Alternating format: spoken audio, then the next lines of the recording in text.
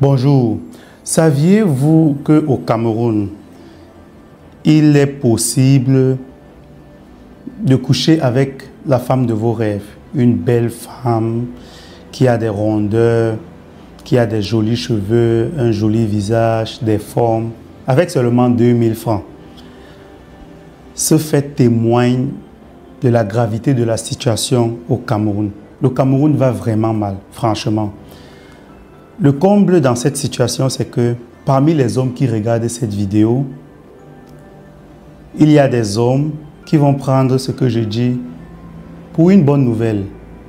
Ils vont se dire, ah, pourquoi aller aux Zanzibar? Pourquoi aller au Brésil? Pourquoi aller en Tanzanie, où il y a des jolies femmes métisses, des jolies femmes africaines, mais où les avoir c'est un peu plus difficile? Pourquoi ne pas prendre mon billet d'avion, aller au Cameroun et avec 2000 francs coucher avec toutes ces femmes-là?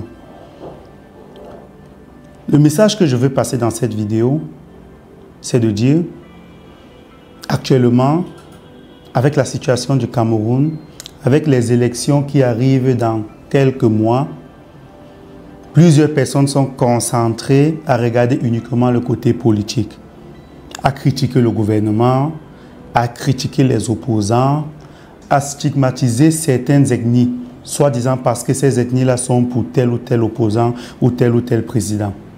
Mais je ne veux pas vous amener là, loin de moi, franchement, dans cette vidéo, de vous amener dans le côté politique. Je vais vous ramener dans le business. Pourquoi? Parce que ce type de personnes, surtout la diaspora, est très nocif pour le business. Maintenant, vous voulez vous lancer dans le business. Vous allez écouter tous les jours, dans tous les médias panafricains, on va dire, les Africains ne savent pas travailler ensemble. Si les Africains s'unissent, si les Africains se mettent ensemble, ils vont construire des empires. Et vous allez vouloir vous mettre avec quelqu'un.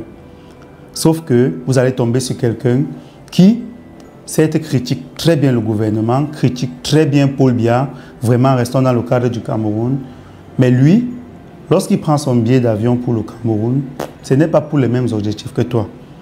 Et si tu te mets avec quelqu'un comme ça pour lancer un business, ou alors si tu te lis d'amitié même seulement avec quelqu'un comme ça, tu n'avanceras jamais. Dans cette vidéo, je te propose 4 profils d'Africains, de Camerounais, de la diaspora que tu dois fuir de toutes tes forces. Même si on doit pour ça t'insulter, fuis ce type de personnes de toutes tes forces. Bon visionnage. Si tu me découvres pour la première fois, je m'appelle Douglas Fokam. J'ai vécu 10 ans en Allemagne où j'ai fait l'effort d'économiser mes revenus salariales au maximum, de réinvestir au Cameroun. Et lorsque mes entreprises au Cameroun ont commencé à fleurir, lorsque j'ai vu de l'avenir là-dedans, je suis rentré tout récemment m'installer définitivement au Cameroun. Je poste des vidéos sur cette chaîne tous les jours, des vidéos liées au business. En fait, le but de mes contenus, c'est de te permettre de te projeter. Si tu es dans la diaspora, si tu es quelqu'un de sérieux, si tu n'es pas le type de diaspora qu'on va décrire dans cette vidéo, je veux t'aider à réussir. Pour cela, la première chose, c'est que tu t'abonnes et tu actives les cloches de notification sur cette chaîne pour être notifié à chaque fois qu'on poste des contenus. Tu verras, ces contenus-là vont te permettre de te projeter, de savoir exactement à quoi pourrait ressembler ta vie lorsque tu vas rentrer t'installer en Afrique. La deuxième chose que tu peux faire, si tu veux aller plus loin, c'est de nous contacter dès maintenant pour qu'on voie comment on peut t'accompagner dans ton projet. Parce que rentrer au pays pour mes propres business, c'est la raison de mon retour. Mais aussi, je suis rentré pour pouvoir accompagner la diaspora, pour pouvoir, dans les prochaines années, dans les prochains mois, ne pas être le seul qu'on félicite d'avoir réussi. Le premier profil de la diaspora que tu dois fuir, que moi, Douglas Fokam, je n'aime pas, c'est cette diaspora qui prend un billet d'avion, qui vient au Cameroun avec pour objectif de satisfaire son ego, d'avoir une certaine validation sur ce qu'il pense être dans sa tête. L'homme n'est pas ce qu'il paraît, l'homme est ce qu'il est. Mais malheureusement, dans la diaspora, il y a des gens qui travaillent uniquement pour paraître. Et paraître dans la diaspora, paraître en Allemagne, en France, aux États-Unis, au Canada, en Belgique, ce n'est pas évident. Tu peux louer une voiture, tu peux même prendre un crédit, tu achètes une grosse voiture, tu vas accélérer, faire tourner le moteur comme tu veux dans la ville, dans les rues. Personne ne se tourne, personne ne te regarde. Pourquoi? Parce que le niveau de vie dans ces pays-là est très élevé. Toi qui roules avec une voiture, une grosse voiture, et qui donne l'impression de quelqu'un qui gagne 10 000, 15 000 euros par mois, tous ceux qui sont autour de toi, ils n'ont rien à t'envier. Parce que même s'ils gagnent 2 500, 3 000, 4 000 euros par mois, ils peuvent aller à la banque en 5 minutes, prendre un crédit, meubler leur maison, acheter aussi une grosse voiture comme toi. Donc, tu n'impressionnes personne. Et ça, certains Africains ne supportent pas. Raison pour laquelle ils vont rentrer au pays, ils vont déjà travailler en Europe, rentrer au pays avec pour seul objectif de satisfaire leur statut, d'avoir cette validation. Ils vont donc travailler pendant toute l'année, économiser, prendre un billet d'avion, arriver au Cameroun, louer des grosses voitures, avoir des habits chers, quoique cher, c'est moins cher en Europe, en Occident, mais au Cameroun, ça représente des vêtements chers. Et ils vont faire croire à la population restée en Afrique qu'ils ont réussi. Alors que c'est le crédit. Alors que c'est toutes leurs économies. Donc, ce type d'Africain, tu ne peux rien faire avec lui. Absolument rien. Évite ce type de personne.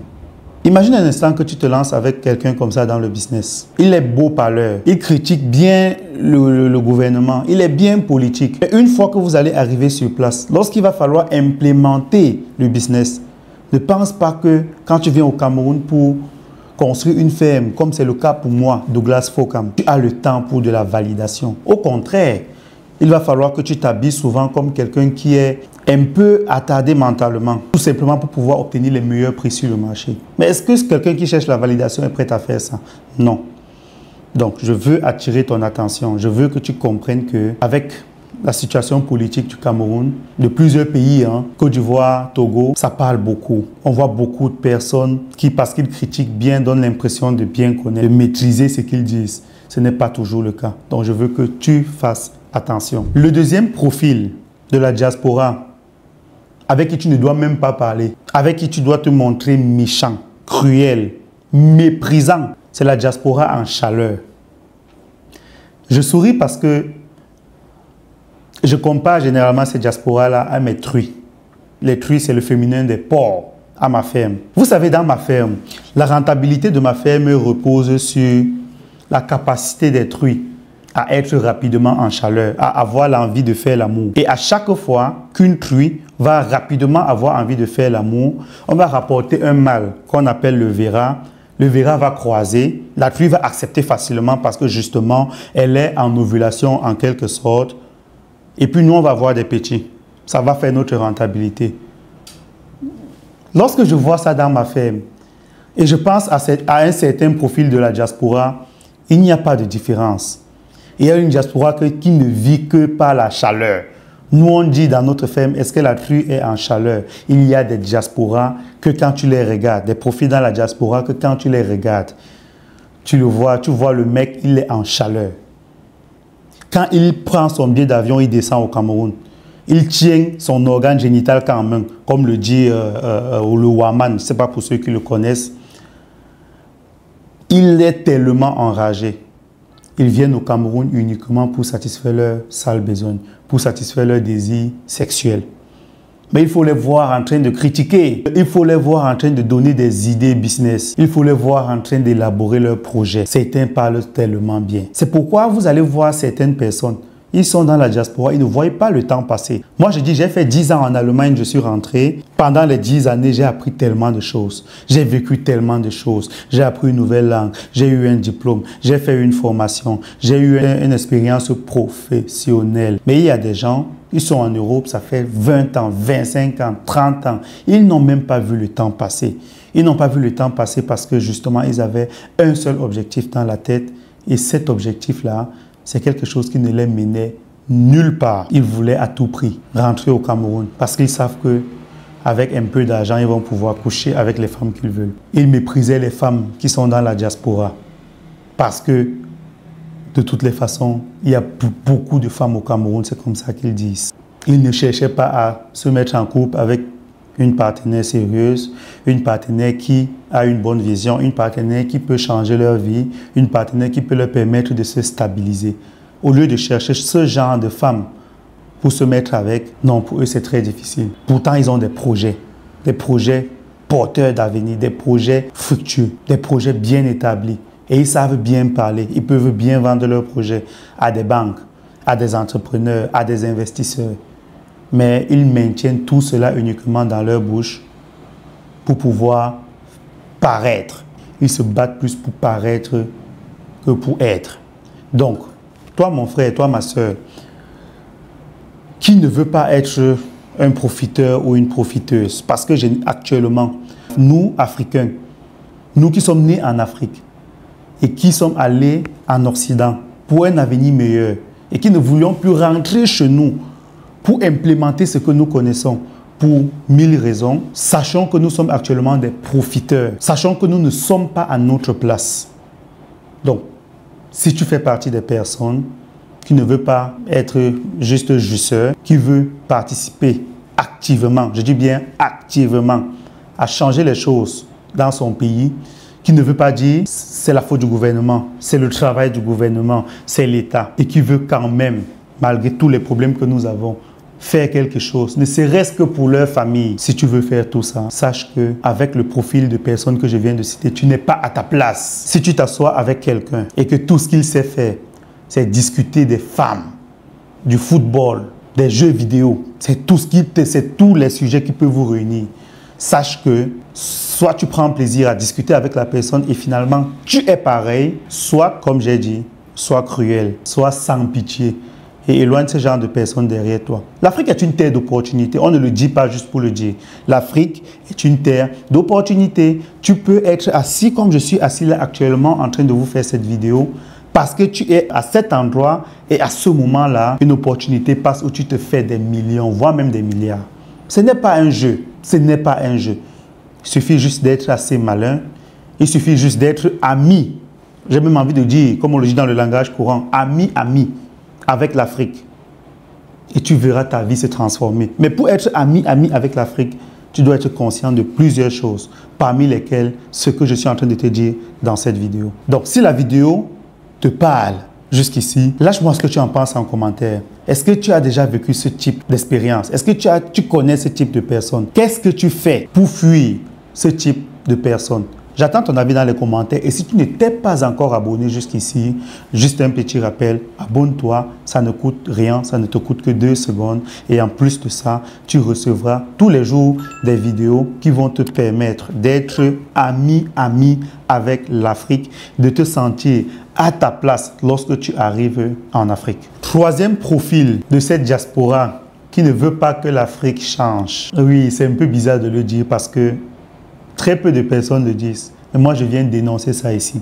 Il y a des Africains dans la diaspora qui ne veulent pas que le Cameroun change, qui ne veulent pas que le Cameroun devienne un pays plus sérieux, qui ne veulent pas qu'il y ait des normes au Cameroun qui permettent de dire, toi, monsieur Fokam, qui produit des porcs, il faut que tu nous prouves que tes porcs, la qualité de viande qui sort de là, ce n'est pas nocif pour la santé des Africains. Il y a des Camerounais qui veulent se lancer en élevage de porc, ou du moins qui se sont lancés en élevage de porc.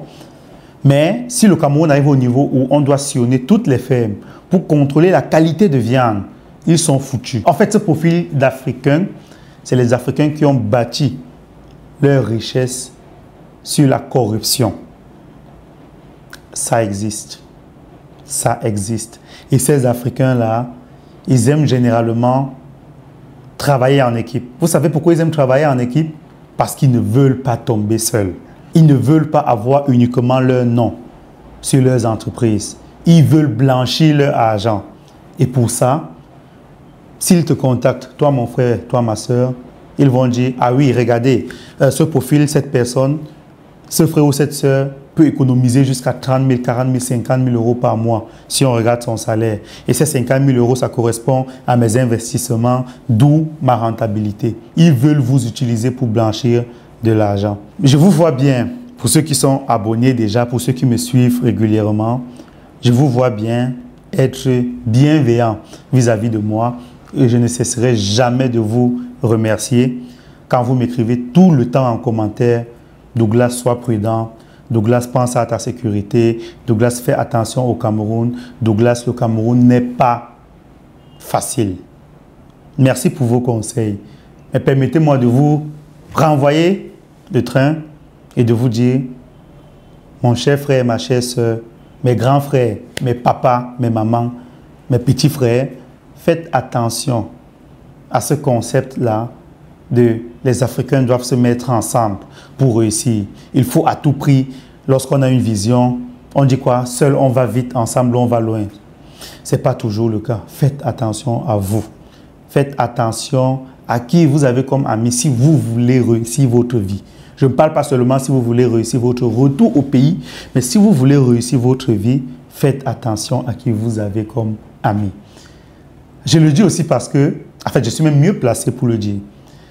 Il y a tellement de personnes qui me contactent, et parmi les gens qui me contactent, malheureusement, je ne travaille pas toujours avec tout le monde. Il y a des profils que dès que j'ai discuté avec eux, j'ai compris que, en fait, eux, ils ont juste besoin de discuter. Ils ont juste besoin de tâter le terrain pour voir si je suis un bavard intéressant. Mais je ne suis pas un bavard intéressant. Je suis un entrepreneur. Je suis quelqu'un qui impacte des vies, des familles au Cameroun. Oui, plusieurs familles au Cameroun vivent grâce à moi. Plusieurs familles au Cameroun vivent grâce à mon courage, grâce à ma volonté et grâce à mon pragmatisme. Alors, je t'invite à faire autant. Mais si tu veux rester 20 ans, 30 ans en Occident, te lever un matin, dès que tu veux te réveiller de ton lit, tu sens comment tu as une douleur dans le dos. Là, c'est les symptômes de la vieillesse. Et tu te dis, qu'est-ce que j'ai fait pendant les 20, 30 dernières années? Qu'est-ce que j'ai fait pour ma famille, à part leur envoyer de l'argent de temps en temps? Qu'est-ce qu'ils sont devenus? Qui a sorti la tête de l'eau dans ma famille, parmi mes enfants, grâce à moi? Donc, si tu veux faire des choses en Afrique, fuis ce type de personnes. Si tu vois quelqu'un qui n'a aucun mal à corrompre les policiers au Cameroun, en Afrique, méfie-toi de cette personne. Si tu vois quelqu'un qui, lorsqu'il est en Occident, respecte le code de la route, respecte les policiers, respecte l'autorité, mais dès qu'il arrive en Afrique, dès qu'on lui donne une amende, dès qu'on lui donne une contravention, il fuit, il s'indigne, il critique, il insulte, fuit ce type de personnes. Dernier profil de la diaspora, et ça c'est le profil le plus courant, et je pense que tu dois vraiment fuir ce type de personnes, sérieusement, je te le dis sérieusement. Pourquoi? Parce qu'ils sont toxiques. C'est quoi ce profil? C'est les Africains qui ne vivent en Occident que par la haine qu'ils ont pour l'Afrique. C'est les Africains qui ne se sentent bien avec les Occidentaux, avec les Allemands pour ceux qui vivent en Allemagne, avec les Français. Ils ne se sentent intégrés que lorsqu'on leur pose la question à savoir, ah, wie ist es in Africa? How is the situation in Africa? Quelle est la situation dans ton pays? Ça, c'est les questions qu'on pose aux Africains souvent. Et puis, ils commencent. Ah, Cameroun ist das schlechteste Land der Welt. Wir haben ein schrecklicher Präsident. Cameroon is the worst country in the world. Our president is not so good. Nous avons le pire président du monde. Cameroun, c'est le pire pays du monde entier. Voilà les réponses que les Africains donnent fièrement, où ils se sentent intégrés. Et les Blancs leur posent des questions, ils répondent, on pose des questions, ils creusent. Nous n'avons pas de route. Lorsqu'on lance un drone, on regarde le paysage, c'est de la merde. Il y a des poubelles partout, il y a des Africains qui mendient, il y a du vol. Et puis l'Occident, du moins le Blanc, sait en lui que c'est toi la solution. Mais il ne te le dit pas parce qu'il te trouve ridicule. Ils te trouvent idiot, ils te trouvent bête. Tu vas me demander, Douglas, pourquoi tu dis ça? Oui, mais parce que le blanc est passé par là. Ah, 80% des pays occidentaux sont passés par des crises mondiales. La Première Guerre, la Deuxième Guerre, la crise mondiale, justement, la crise économique mondiale de 1929. Les Blancs, en Allemagne, pour le pays que je maîtrise le plus, ils prenaient des casques des soldats après la guerre, qu'ils perforaient pour faire des passoires. Est-ce que vous vous imaginez? Les États-Unis venaient avec des hélicoptères. Ils ne prenaient même pas la peine d'atterrir. Ils jetaient de la nourriture de par-dessus. Et vous aviez des jeunes Allemands qui couraient, qui se tuaient même pour pouvoir avoir un peu à manger. Mais les Allemands ont travaillé. On va me dire, oui, la politique a suivi. C'est vrai, mais ce n'est pas toujours le cas dans tous les pays. Ah, la Turquie. Prenez le cas de la Turquie. Ah, la politique turque n'a pas toujours été bonne. Mais la Turquie se développe depuis longtemps. Ah, parce que la Turquie sait qu'elle peut compter sur sa diaspora performante, sa diaspora consciente. Oui, parce que c'est la Turquie qui a bâti l'Allemagne. Et ces Turcs qui étaient en Allemagne, ces Italiens qui étaient en Allemagne, percevaient des salaires. Ils avaient créé des communautés.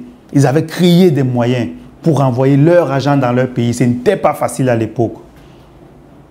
Aujourd'hui, renvoyer son argent au pays, on le fait en un claquement de doigts. Ah non, il y a des Africains qui parlaient en bien du Cameroun, parlaient en bien du Togo, parlaient en bien de la Côte d'Ivoire. Non, Ouattara, il avait dit qu'il ne ferait pas un troisième mandat. Il est en train de faire un troisième mandat. Qu'est-ce qui est arrivé à Charles Blé Goudé et Guillaume Soro? Pourquoi Laurent Gbagbo n'est pas monté? Et lorsqu'il parle de ce genre de sujets, ça les passionne. Moi aussi, j'adore les sujets politiques. J'adore m'informer sur la situation économique du Cameroun et des autres pays africains. Mais je ne m'arrête pas là. Je ne m'arrête pas là. Parce que j'ai appris, j'ai compris comment l'Allemagne, le pays où j'ai vécu 10 années, s'est développé. Et je sais que la solution ne repose pas uniquement dans la critique. Donc, si tu es à l'école avec un Camerounais, avec un Africain, qui se plaît à dénigrer son pays, à critiquer son pays, à citer à voix haute tous les problèmes qu'il y a dans son pays, sache que cet Africain ne mérite pas, je dis bien, cet Africain ne mérite pas d'être Africain. Et je suis persuadé que ses ancêtres, dans leur tombe, au-delà, se retournent plusieurs fois. À chaque fois que cet Africain renie ou fait même semblant de renier l'Afrique. Les amis, l'Afrique compte sur nous. Les amis, l'Afrique,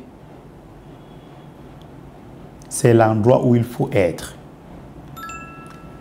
La diaspora a quelque chose à apporter. La diaspora doit forcer. N'ayons pas honte, ne soyons pas gênés à forcer les choses, à bousculer le pouvoir en place, à bousculer le gouvernement, les institutions. Ne leur donnons pas le choix. J'ai commencé à construire ma ferme. Personne n'est venu dégager ma ferme parce que je suis de la diaspora. J'arrive à un moment où il faut maintenant que je me rapproche des institutions. Du moins, je l'ai déjà fait. Et même là, personne ne m'a dit « Ah, tu es de la diaspora. Dégage, rentre dans ton pays. » Personne ne m'a dit ça. Arrêtez de vous laisser ralentir par ces mentalités qui pensent que l'Afrique, c'est la poubelle.